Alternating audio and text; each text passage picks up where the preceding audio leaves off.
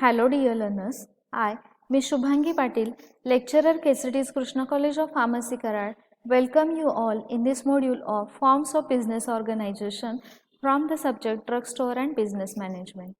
After completion of this module, you will be able to explain the concept of business organization, state the meaning and characteristics of sole proprietorship and joint Hindu family business, identify the merits and limitations of these forms of business organization, describe the suitability of these forms of business organization, and explain the steps in the formation of this business organization. So, first we discuss what is meant by forms of business organization or what is meant by business. Business, it is nothing but any activity that keeps a person busy. If we think in its wider sense, it includes all individuals and group activities directed toward earning money and acquiring wealth through production and exchange of goods and or services. It includes industry as well as commerce. From this point of view, all those activities in the field of trade, manufacturing, transport, banking, warehousing, insurance, packaging, advertising, etc., whether undertaken by an individual or a group of individuals, with the objective of earning profits, comes under this heading of business.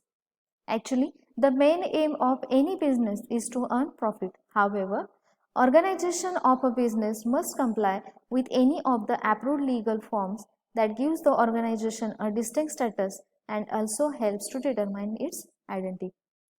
Basically, there are 5 forms or types of business organization. First, sole proprietorship. Second, joint Hindu family business. Third, partnership. Fourth, joint stock company. And fifth one, cooperative society. In this module, we will discuss about sole proprietorship and joint Hindu family business. What is meant by sole proprietorship? Sole proprietorship, it is the simplest form of business organization and is known as one-man business. In this form of business organization, one person is solely responsible for providing capital, for bearing the risk of enterprise, and also for day-to-day management of the business. We can observe the picture and easily understand what is meant by sole proprietorship, as only one person is going to handle all activities, all different activities related to the business. We can take a best example of sole proprietorship as a drugstore or retail pharmacy. Now, let's move towards salient features or characteristics of this form of business organization. First, one-man business. It is known as one-man business as the all business activities are to be conducted by only one person, hence it is one-man business. Second, the ownership lies with one person only. There is no any partnership or association. Third, no or less legal documents are required in case of sole proprietorship. If we take an example of drugstore or retail pharmacy, we need a license. Means in that case, we need some or less legal documents, but in some sole proprietorship, no legal documents are required. Capital resources. In this case, the proprietor has to arrange the necessary capital and assets which are essential to run its business smoothly. The profit earned in the business entirely belongs to the proprietor. Similarly, losses in the business are also to be borne by him. Unlimited liabilities, as the sole proprietor is going to handle all the activities related to the business, the liabilities are unlimited. After the death of sole proprietor, the business may discontinue or dissolve. Secrecy of the business can be maintained. So, this is all about the salient feature or characteristics of this sole proprietorship. Now, let's move towards merits or advantages of sole proprietorship. As it is a very simple form of business organization and no or less legal documents are required, it is easy to form and also wind up. Only one person is going to manage all the activities related to the business, so quick decision and prompt actions to be taken by him. Direct motivation. This sole proprietorship encourages professionally qualified persons to set up their own business under self-employment scheme. Flexibility in operation, as the sole proprietor is involving in all the activities related to the business, he can change in the management of the business at any time as per his will. Secrecy of the business affairs can be maintained. The sole proprietor is able to establish a personal contact with the customer. This is all about the merits. Now let's move towards demerits. The proprietor has to arrange the necessary capital and assets regarding the smooth running of the business. Hence, the capital resources are limited. The liabilities of the sole proprietors are unlimited, as he is only the person who is responsible for all the activities related to the business. After the death of sole proprietor, the business may discontinue, hence the lack of continuity is there. There are no checks and control on the sole proprietor, and as the capital resources are limited, it is not suitable for large scale business. This is all about the sole proprietorship. Now let's move towards the joint Hindu family business. What is meant by joint Hindu family business?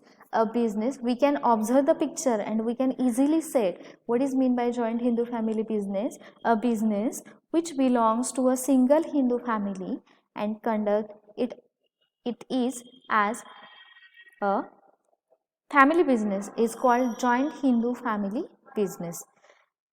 The business is considered as a part of heritable property. The co-partnership interests are also involved in the business. The business, it is the property which is inherited by a Hindu from his father to his father, grandfather and great grandfather is ancestral property. Likewise, a son to his son and his sons become members of the joint Hindu family with a co-owner or we can say co-partner or co-partner. Now let's move towards salient features of this business. The management and control of the family business is generally in the hands of senior most male member of the family known as Karta. All the activities related to the business are managed and controlled by the Karta. Only the male members of the family can claim the rights to be the member in the joint Hindu family business. The female members of the family cannot make any claim in this regard. Management. All the activities are to be managed and controlled by senior most member of the family, that is the Karta. Means he is going to take any decision related to the business. Liabilities. The liability of all the members of joint Hindu family is limited except Karta. Karta has unlimited liability and other members of the business have limited liability. The shares of each members of the family keeps on fluctuating. It increases on death of any one of the existing co-partner and decreases by birth of a new co-partner.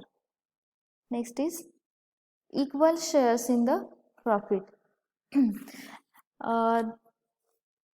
The shares in the profit are equally distributed among the members including Karta, irrespective of the members,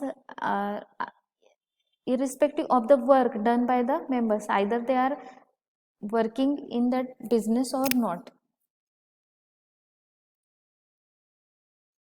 The business may discontinue after the death of Karta or After the death of Karta, his legal male heirs inherit it.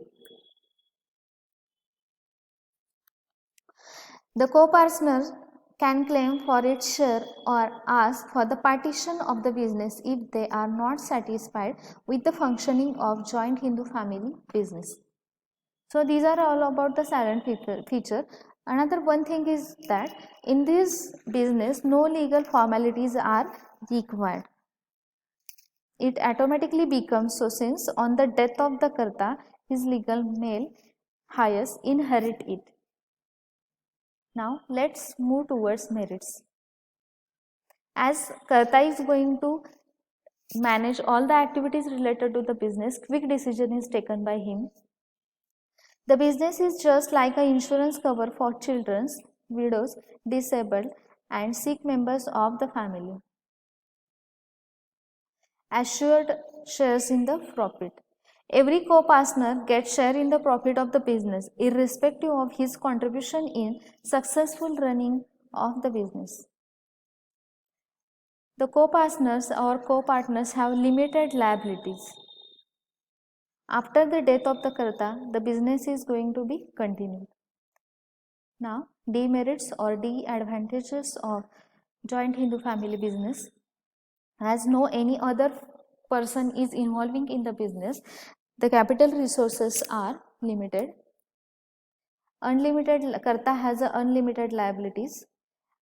The business may discontinue after the death of Karta as no any other person is involving in the management of the management activities of the business. They may not aware about any activity related to the business. So after the death of Karta, the business may discontinue. Equal distribution of the shares.